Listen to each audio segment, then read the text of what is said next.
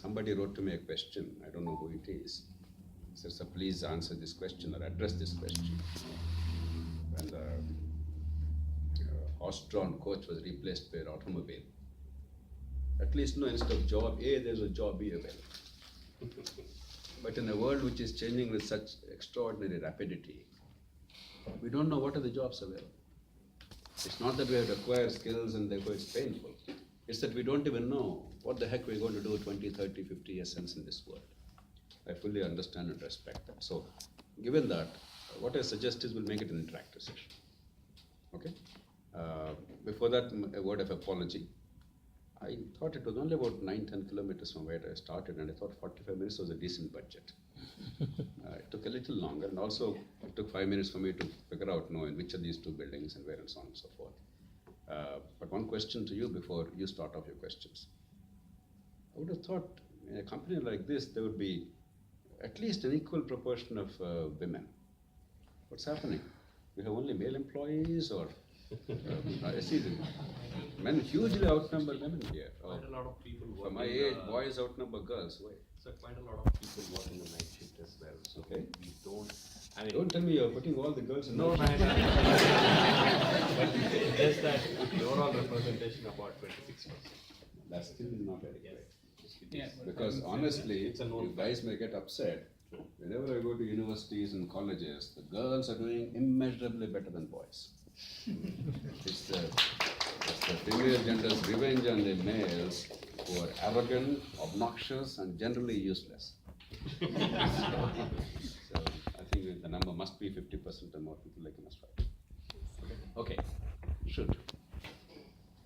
We'll have a conversation. Don't make it too intense or too serious. Make it fun. Let's think. Put on a thinking cap. I'll go with the first question, sir. Yes. So, For my convenience, just give me your name and one sentence about yourself, so it'll be easier for me to like. okay, so my name is Anuradha. I'm an entrepreneur. I'm managing director of Blackbuck Engineers Private Limited. Correct. I partner with Geetam, that's why I'm here. Okay. So my question is related to the topic. People move from, say, skill to skill, say Java to something else or to something else, skill to skill. But underlying there needs to be some qualities that will help you move from skill to skill quickly, learn new things. So what do you think those qualities, and how do we develop those qualities which will help us keep the interest and move from skill to skill? That's a relatively easy question. The harder questions I'm sure will follow. I think the most important quality that is generally not there in India because of the incredibly weak educational base is the learning how to learn. We are good at examinations. Particularly the examination is rote oriented. You just mug up, let's be truthful. Most of you guys got first classes, even you are among the best products of our universities and our colleges. Most of you guys got first classes and distinctions because you mastered the last 10 years question papers. True or not? Yes. If you guys are like that, you can imagine what the other guys are. That is not learning how to learn. Our education is incredibly weak, right from childhood. If you have that capacity to learn how to learn and be engaged in the learning process, not merely mug up something because you have to regurgitate, then I think it's not merely the necessity of life, it's also the curiosity, the excitement of something new, and the wonder, the sense of wonder. What all great people have, whether it's Galileo or Newton or Einstein, anybody, this sense of wonder, this childlike wonder, this curiosity about something new, something exciting. I think unless we have that, it's very difficult to move from A to B, particularly in a remarkably fast-changing world. So that's, I think, a relatively easy question. So my appeal is, while you have to acquire these stupid degrees, don't take them too seriously. It's not for you, you're through all it all, but for the young generation. Unless we have the basic faculties, and they can be acquired in about 10 years' time or 8 years' time. You don't require some 20 years education. And obviously, subsequent, depending on your own inclination and opportunity, you have to gain some modicum of expertise in a certain field or a set of fields where integration of knowledge is required. But at the end of the day, interdisciplinary approach where your skills can be brought to focus in a seemingly unrelated area, because please remember, almost all innovation is when two planes of reference have collided. How many of you heard of a man called Arthur Kessler? Yes. Okay. He wrote a brilliant but very boring book called The Act of Creation. Very difficult to read. How the creative process takes place. He said, in a very simple way, unless two planes of reference collide, unless you apply the insights in one field of knowledge in a seemingly unrelated field of knowledge and synthesize, there is no creativity. Now, if the world is changing rapidly, that means there's incredible creativity which we did not anticipate earlier. This is not very spectacular in the sense of new knowledge. It is spectacular in the sense of new application, this collision of two frames of reference. If one way to look at it is, are you capable of this collision of frames of reference? Or are you simply linear, this one thing and you have no understanding of the other? I think that's, when I say learning to learn, that's one of the key ingredients. If you have that, particularly people like you, because you are in some of the top companies, you already have this faculty. And your company's history is a great example. A company that started in 1911, like 107 years old. At one time, IBM was the undisputed number one in the world. Today, by market cap, you're probably 9th or 8th in the Wall Street. But they're not counting the Chinese companies because they're not on the Wall Street. Otherwise, if we count them, maybe the number would be even. And you probably are 1/6 of the world's largest company by market cap. It's not that IBM has lost technological edge. It's that the world has simply progressed in directions that even a company of IBM stature, awesome intellectual power, and proven creative potential, is simply not able to catch up. That is where we are as a world. In many ways, it's a cautionary tale. I still remember in a place called Rochester, New York. How many people heard of that place? There used to be a great company. Anybody have an idea what it was? There used to be a great company. One of the world beaters in a global company. Kodak. That was the headquarters. Where is Kodak now? And Kodak created its own seeds of destruction. Kodak is the one that created your digital photography. They thought it was a curiosity, it was fun stuff. They never realized that would destroy them. They created the tool to destroy them. Because they did not know how to see these two frames of reference collided, one of the greatest companies of that time simply disappeared. Another cautionary tale. Essentially, it's about interdisciplinary application of knowledge in a seemingly unrelated area, but at the end of the day, and this is important, the perspective. We all view it from the producer's perspective, and even the question asked of me via internet today, we'll come to that later. I'm sure whoever it is raised that question. It's from the producer's point of view. At the end of the day, there's no producer without a consumer.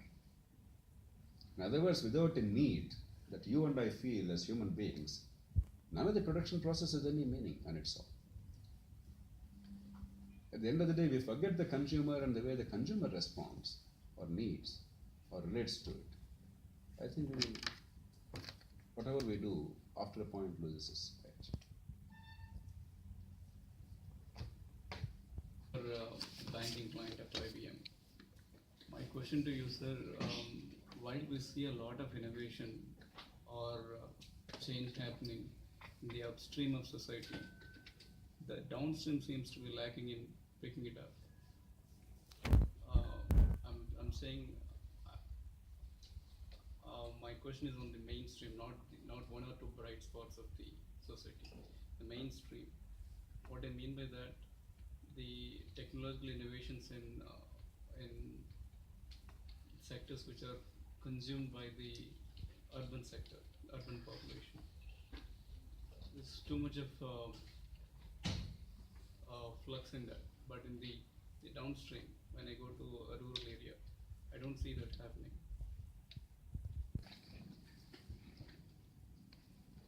Take this. I remember vividly, as late as 1990s, when I had my own personal telephone as opposed to official telephone. Now first, when I joined government, I would like to think not too long ago, but for you guys it's ancient. When I joined government, you know the way I made a phone call, or my colleagues made a phone call, to reach out to the district headquarters, not to another district. I had to ring up the telephone operator at the exchange. Oftentimes I had to identify myself because unless she knew who it is, chances are that I would never get the call through. And be very sweet to her and very courteous, polite to her. And then wait for a considerable amount of time to talk for a distance of 30 kilometers, a distance of 30 kilometers. And typically in those days, if you recall, what was the cost of a telephone call before you guys were born? Let's say you made a trunk call. Let's say just about 30 to 50 or 70 kilometers away. You know what the cost of a telephone call was? 100 rupees. No, not 100 rupees in those days, but typically, if I recall, a 3-minute call, the short distance things used to cost about 8 or 9 rupees. If it's a longer distance like Hyderabad, you're calling from a district, it probably used to be about 20, 25 rupees. If you were calling Delhi or something, probably on the range of 30, 40. But 8 rupees then. 1975, 8 rupees. Roughly that would be equivalent to? 8. You would be right. Your 100, 200 would be right. Imagine a call 30 kilometers away, spending 100 rupees, like today's thing, the 3 minutes call, and oftentimes waiting for several minutes to sometimes hours. I remember an entrepreneur, Mr. N.T. Ramarao, when he became chief minister the first time, he had all the right instincts, but without the right framework, because the country was not ready, and he created a license permit Raj. So he went abroad, he called all people, comes and invest here. Some people genuinely were inspired. One gentleman, I don't remember the kind of company he created, I can verify actually. In Adilabad district, he created a company. He built a factory. Years later, with tears in his eyes, he told me that his woes.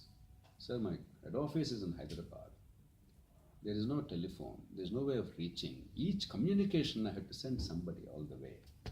And then it would come back again, it would take another. It's incredible. I don't know why I came here. It is hell. Fast forward. Today we have 1 billion telephones. There's almost no Indian who doesn't have a telephone.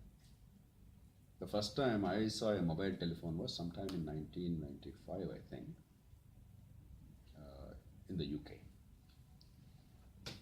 I was on an official visit. I had a chauffeur, a chap called Salim. He was actually trained in hotel management, but he was working as a chauffeur because there were no jobs in hotel management, but very bright fellow, a graduate, bubbly. And I learned a great deal from him. And he used to drive me around, and I used to have back-to-back appointments. But one problem was, most of them were in central London. It's a traffic nightmare. Parking was very difficult. And I often had meetings, as I said, back-to-back, and therefore once this meeting is over, I had to immediately go to the next place. I didn't have time to waste. I was worried. He said, "Sir, no problem, sir. I have a mobile telephone. The moment your meeting is over, please call me online." Of course, I never had a mobile. I never even held a mobile telephone until that time. "Please call me from the local landline. I'll be parked somewhere. Within 2 minutes, I'll come." I was overcome by two feelings.